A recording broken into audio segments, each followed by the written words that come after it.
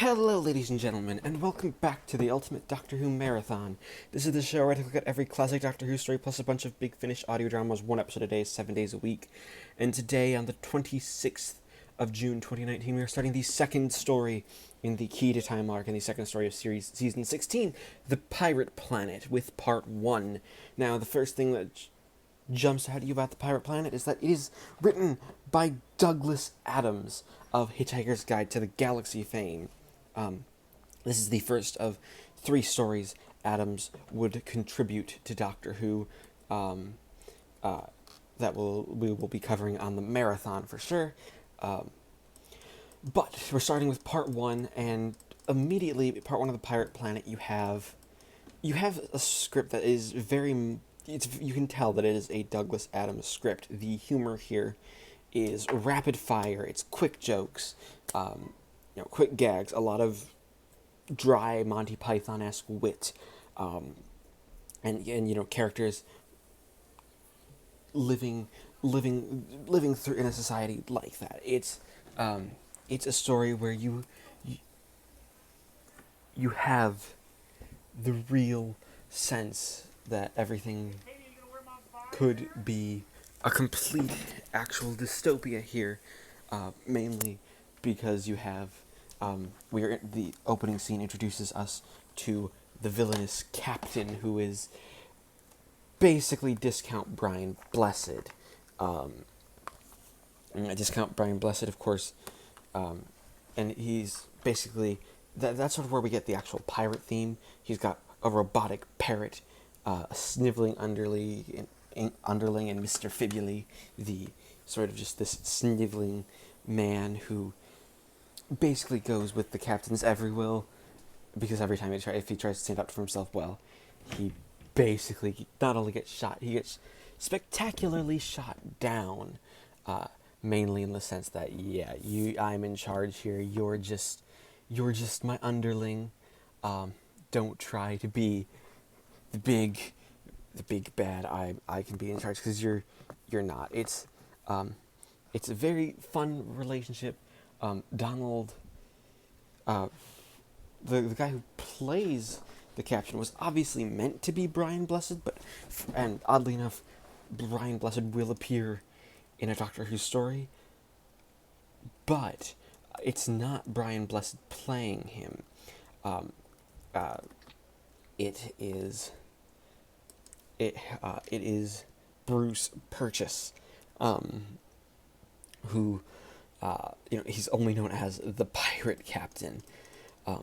Now, you have this. Adams sets up this society on the planet Zanuck, which is where the story mainly takes place. Is that this planet? Well, one, he basically has a bunch of guards who create fear against the Mentiads, which are basically a group of telepaths. And they come and take other telepaths to become Mentiads. They go around in robes, and this episode sort of lets them sort of stay where they are. It's one, and that is, it's one of those things where it's where the Mentiads, you see them and they are kind of cultish. So you go throughout this episode, when the Doctor and Romana eventually arrive on the planet, they don't know, can they trust the Mentiads? Are the Mentiads, are they actually a cult? Or is this just one of those places? So it is it's genuinely a good sort of Adams does a good job of playing around with who the Mentiads are. We follow this character called Pralix, who is played by David Sibley, who will play a pretty big Finnish villain. Who actually voiced the Infinite way back in the Fourth Doctor Adventures series 3-story Destroy the Infinite, and he will voice them in their other big Finnish appearances. But also you have, the big cliffhangers. The Mentiads come to get him, and that they attack the Doctor in the process, and that is their um, that is the big um, that is the big cliffhanger, which it's a solid cliffhanger, and it's really well executed. Now, what else is really well executed is the sort of Douglas Adams has this great repartee between writes this great repartee between the Doctor and Romana, is that because they don't entirely trust him. This is the one where we really see Romana as the Doctor's equal and almost outclass. She tries to familiarize herself with the TARDIS, and ends up basically getting the TARDIS to land much better than the Doctor could. But what's interesting is that the Doctor is actually in the second, it's like, oh, he's not very happy with where the second segment of the Key to Time is being housed on the planet Califrax, which is paralyzingly dull, boring, and tedious. Only for them to land on Zanuck, which is a bit odd because it's a living planet, and they're in the right spatial and temporal coordinates, and though the tracer for the Key to Time seems to be out of whack, it's Douglas Adams basically sets up an intriguing mystery where, in a lot of episodes of Doctor Who, going on streets, there's this amazing scene where they talk to someone, learn that, like, there's times of prosperity where we get diamonds and rubies and precious gemstones on the street, and we become rich, and the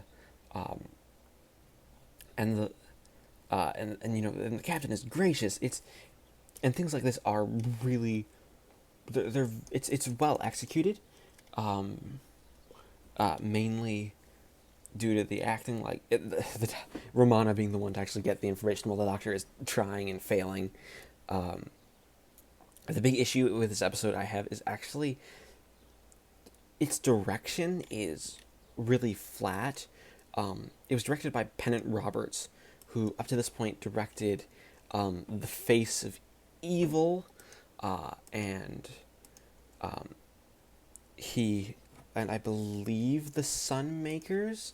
But he's back directing. I think this is his third story. He directed The Sunmakers and The Face of Evil before this, and it is he really makes the set look cheap. He doesn't make the city on Zanuck look full. He makes it look like he makes it look like one of the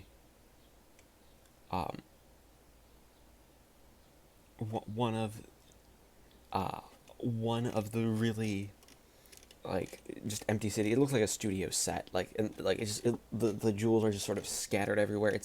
It's not really shot. It's almost point and shoot, which is just the weakest aspect of the episode. But overall, the script and the performances make up for it. So I'm going to give The Pirate Planet Part 1 a 9 out of 10. It is the 26th of June 2019, and I just finished watching Part 2 of The Pirate Planet. Now, Part 2 of The Pirate Planet continues the story pretty admirably. However, it does a couple of things that I think are mainly weak, in that it kind of drags its feet. Basically, so we can get to the big reveal that the planet itself is... The planet Zanuck is actually a hollowed planet that jumps around space, engulfing other planets, and then the mines mine the planets for riches. So literally the planet is a giant pirate ship, which, that's an amazing twist, and it's extremely well executed.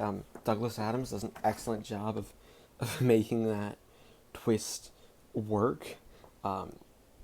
And also just makes it a really, really fun twist. But as an episode, a lot of the twist is, well, one, the cliffhanger that we build up to is, it ends on, the cliffhanger we end on is just, it's not much better than the first cliffhanger. It's basically the same. Like, the Doctor is confronted with the Mentiads in the mines, and it's like it's this time they don't even attack him. They just confront him. It's not even it's not even that well executed. It's one of those twists where it's just it seems to be a we needed we needed a cliffhanger, so this is where we did it. Kind of like the end of the first episode of the Ribos operation. That's really where these, I guess this episode kind of falls flat. Other than that, it's actually really really good. Once again, Douglas Adams is excellent at you know, getting that chemistry between Mary Tam and Tom Baker. They both have they have they have excellent chemistry with each other. A lot of it is them being tricked into work for the captain because, you know, they got captured. The Doctor ends up going down this hallway that's basically like it's an infinite hallway. You push a button and it's like one of those moving hallways, and it shoots you right down really quickly onto the bridge. The pirate theming being more obvious, because that and then the actual bridge itself, a lot of it's being one. It's a really really good bridge set, but then like the engine rooms are basically just a nuclear power station, and the direction by Pennant Roberts once again kind of bears its ugly head, because you can really just jumping between in studio and on location gets really really jarring. Like the atmosphere and the editing, it doesn't make it feel like we're in, especially when it's like from an indoor location shoot like the nuclear power plant. It feels jarring because it doesn't feel like this was the intention. It wasn't like it makes it feel less like a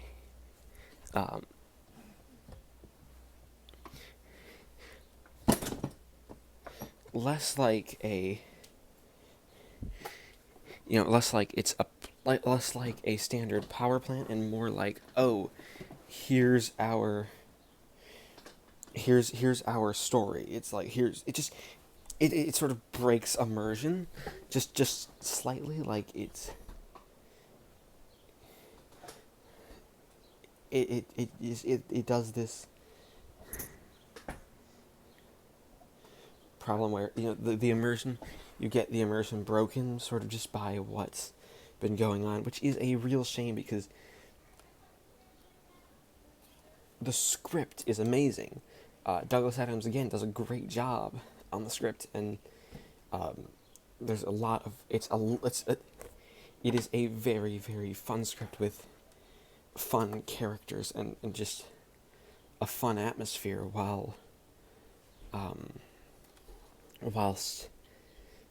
the story itself kind of is still falling flat in places,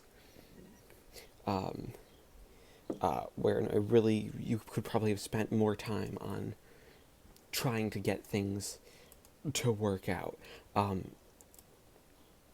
But overall, it's a good episode. It's good enough. It's enough to make you want to continue watching.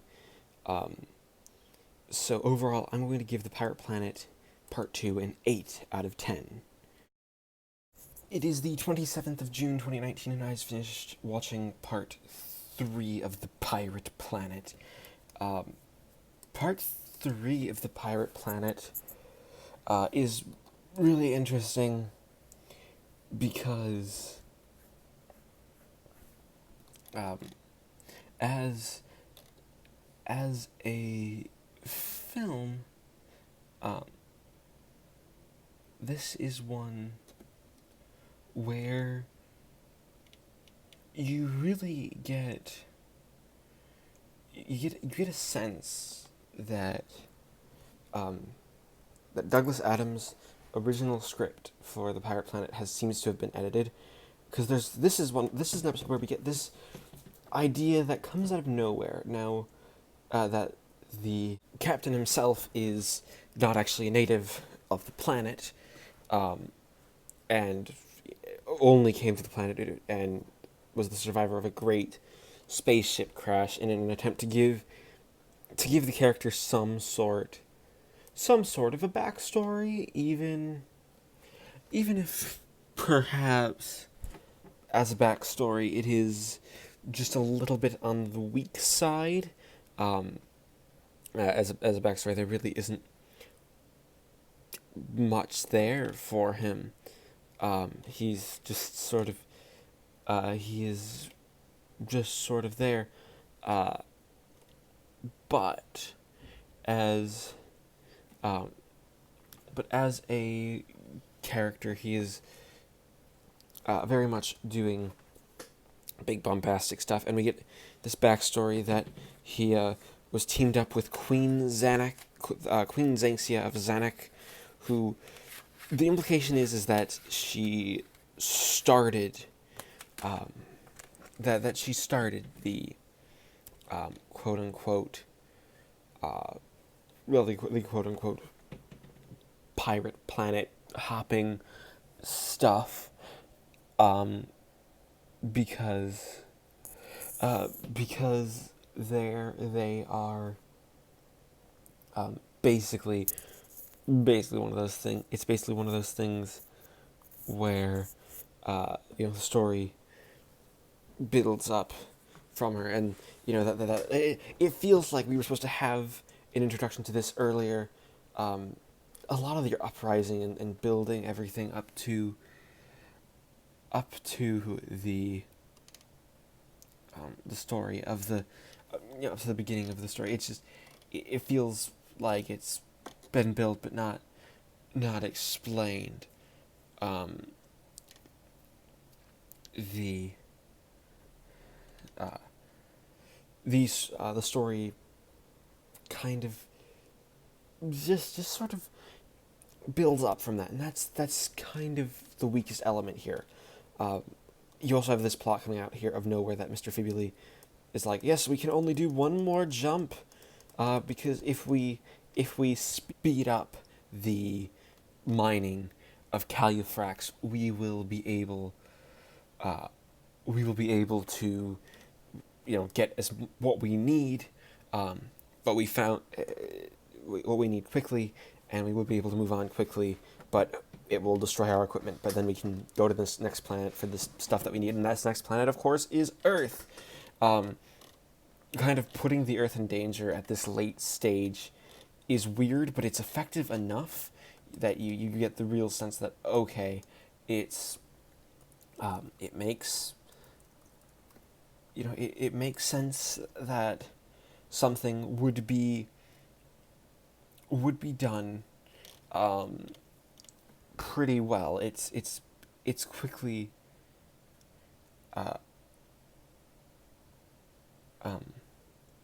it's quickly done. It's very much implied that this is to keep Xanxia alive, that because there's this big reveal that she's alive and put in time stasis, and that's sort of what they're doing, as well as that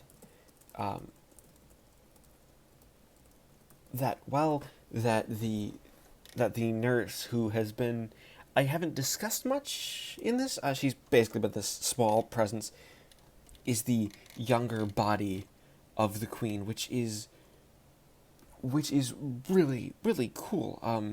It also introduces like the idea of a time dam.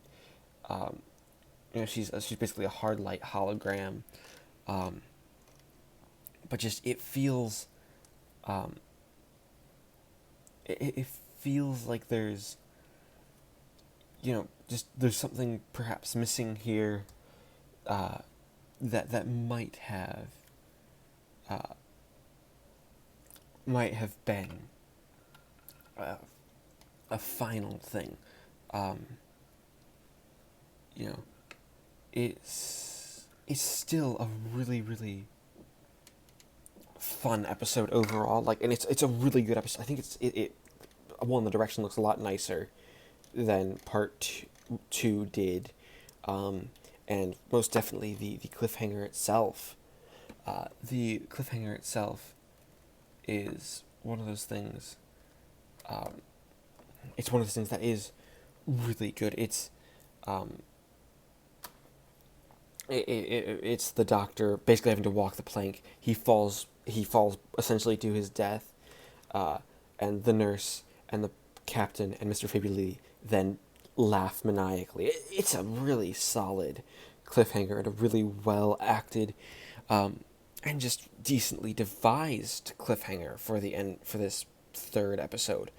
Um, but the biggest issue here is that it's just is that part three feels at least a little bit out of place. It feels kind of like they're in the middle of that we were supposed to be doing something a little more here, and that some of the planning stuff was just cut in post, mainly for the time, basically for it seems for the time limit to work, and for the story to, just sort of be able to fit into 4 episodes easily. So overall, I'm going to give the Pirate Planet Part 3 a 9 out of 10 because it's just as good as that first episode. It has these couple of issues that it kind of needed to resolve a bit. It is the 28th of June 2019, and I just finished watching Part 4 of The Pirate Planet, the concluding episode to the story, and oddly enough the weakest one, mainly for pacing issues. I know my minor complaint with the third one was that it felt like stuff was taken out, but this is an episode where you really feel like something was completely lost. There is, you have a lot. Well, the way the Doctor gets out of the cliffhanger is, in fact, it's brilliant. It is a brilliant. It's a brilliant way of cliffhanger. You have the explanation of how Queen Xanxia is surviving, and how how the Doctor wants to delete her, and how her entire plan is not a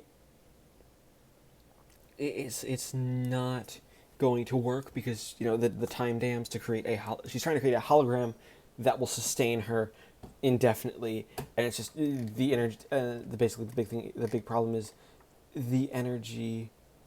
The energy is that is required to basically put this planet into motion will continue to grow exponentially, so it will be it will just be impossible for her to actually survive with this plan in the way that it is. It is most definitely a one of those stories where one of the episodes where because a lot of it is the Mentats, they don't do much, they just sort of stand there and try to open a door. The big conclusion is literally we'll throw a spanner in the works, and that blows up the equipment, stops it from happening. The captain goes out in a blaze that like one bit where he's just trying to go into basically trying to go into a to revolt against Xanxia, because the captain's realized, yes, I can completely understand that she is trying basically to take over the universe and isn't working. It isn't going to work, because it just won't work the way that they have it. He has it set up. He understands, but so he gets to go out in sort of a blaze of glory. Mr. Fibuli gets destroyed. The best section is the Doctor and Romana and the TARDIS landing at the same time as Califax tries to engulf the Earth to stop it, and that's when they put the Spigot banner in the works. But just the pacing here is um, is one where you feel it feels very much like there are there's a lot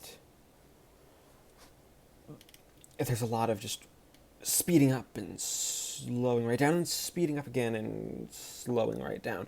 It's very much kind of trying to do a story like it is, but it doesn't quite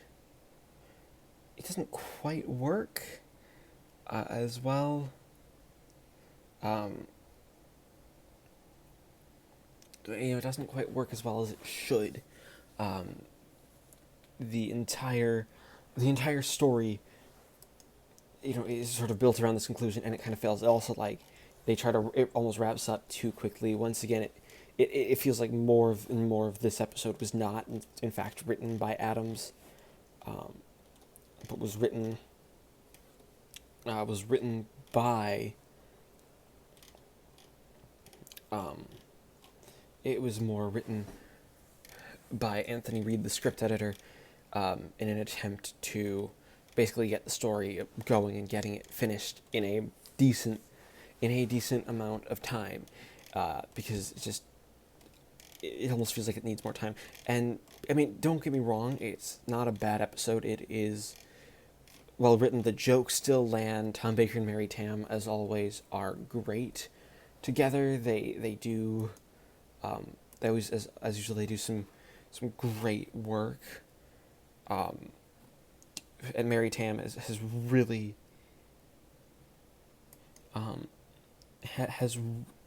really sort of warmed up as a character. Basically has become a really has a good relationship with the Doctor, is clearly more intelligent than the Doctor, as that's the portrayal, but it's kind of going along with him, and they're just sort of becoming good friends. So overall, it's nice. Two segments of the key down, meaning that everything is